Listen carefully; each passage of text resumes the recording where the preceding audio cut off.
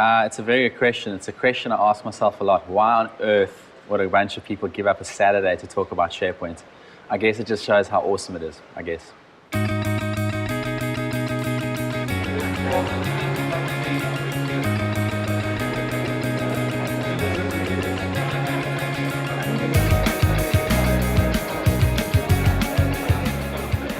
I'm Bradley. You're currently at Sanlam. Sanlam's hosting the SharePoint Saturday. It's an event where people around the country get together, the SharePoint geeks get together and talk about the tools and advances and tips and tricks and basically building up the SharePoint community. There's no real story behind it. I'm a geek. I'm into something that would say something on my arm instead of saying something really bad in Cantonese. But yeah, I look after SharePoint Saturday Cape Town. Quite a big turnout, which is good. Biggest SharePoint Saturday event on the continent thus far. I think SharePoint Saturday has attracted so many people as it is now because of the prevalence of SharePoint inside of industry. SharePoint 2010's brought some interesting things to the table. If I talk about the South African market specifically, over the last year, I'd say there's been a massive growth here. We've been waiting for it actually. But on a global scale, I think the adoption of SharePoint 2010 specifically has been bigger than all previous versions of SharePoint, so it's pretty massive. It's growing very fast. There's requirements from both the business side of the product as well as the IT side. There's an interest in it. Companies want to know what they can get out of SharePoint, how they can get return on investment. And the IT geeks that sit in the basements, I joke, want to know how they can actually improve and develop solutions on top of SharePoint. So it's a very exciting time for SharePoint. I guess the geeks like most as the geek talk. We've got some international speakers like Zlatan and Ben Curry, and they're obviously SharePoint MVPs, so they're Microsoft valuable professionals. In SharePoint specifically, there's about 250 globally. There are only 5 business SharePoint MVPs, all the rest of them are technical. I'm one of those business SharePoint MVPs, so yay for South Africa. So I'm looking forward to their talks. You guys still at Waverly? Hey, good morning. So how many people are business analysts? Yeah, okay, that helps. Developers. All right, look, developers. How many developers does it take to change a light bulb? None. It's a hardware problem. For those who are looking to do a deployment of SharePoint for enterprise content management, I would look for strategic initiatives by the executives. So something like a process improvement program or the formation of a project management office.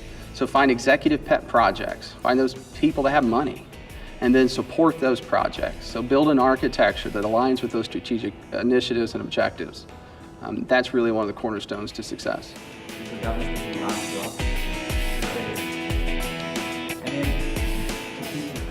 AvePoint is the world's largest provider of SharePoint infrastructure management tools and governance tools for SharePoint. The big question is, does farm architecture affect governance? SharePoint governance is a very interesting and fluffy topic. I would say probably the most important thing is to make sure that your investment in SharePoint technology has a key driver from a business level and gets driven right down to your storage layer. To me, governance is more than just applying a bunch of settings. It really is about the top level business down to the bottom level of technology. I think people forget that technology incorporates what governance delivers as well. So. SharePoint picks up changes for you, and depending on the different frequencies, you can then get those changes mailed to specific group of people or just you. So you can actually customize it. My greatest success to date with the SharePoint product has been in Sharepoint, where we as a retail company communicate content and news, etc. to all our stores, and we've got more than 1,200 stores in Africa. Today I was presenting the business side of SharePoint. Good turnaround, good amount of business people coming to SharePoint Saturday. That's a first. Now we actually have business here, which is awesome. You can also tell by the type of job description that's out there, these companies say. So let's look at some best practices around how to get hired. There's clearly problems, Today we presented on SharePoint salaries and roles. I presented with Vanessa Roth from It's About People. The competition out there is really strong. So if you're going to post your CV and you've got a lot of SharePoint experience, be prepared to take a week off just to feel the call. The growth of SharePoint in South Africa in 2012 is already approximately, well, over 200 companies that are using SharePoint right now. So there's a lot more uptake out in the organizations, which means they're needing more skills and more specialized skills.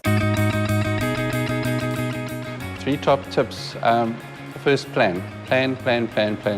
Secondly, listen to your end users. Third tip, take the time. It's not something you switch on and 3 months later everything's working hunky-dory and you walk away and it survives. I think the number one is organizational culture and understanding the way people work on a daily basis, and they try to put a system in place that doesn't function like people work.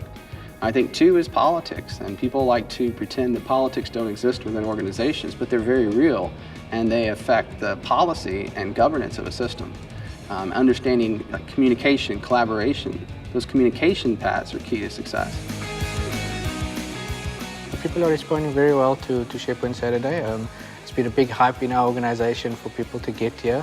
Yeah, it was good. I mean, I learned a lot of stuff that I didn't know, so that's the main part of the event. The last session I attended now, which on the managed metadata, that was really interesting for developers. Absolutely. I'll be here next year again.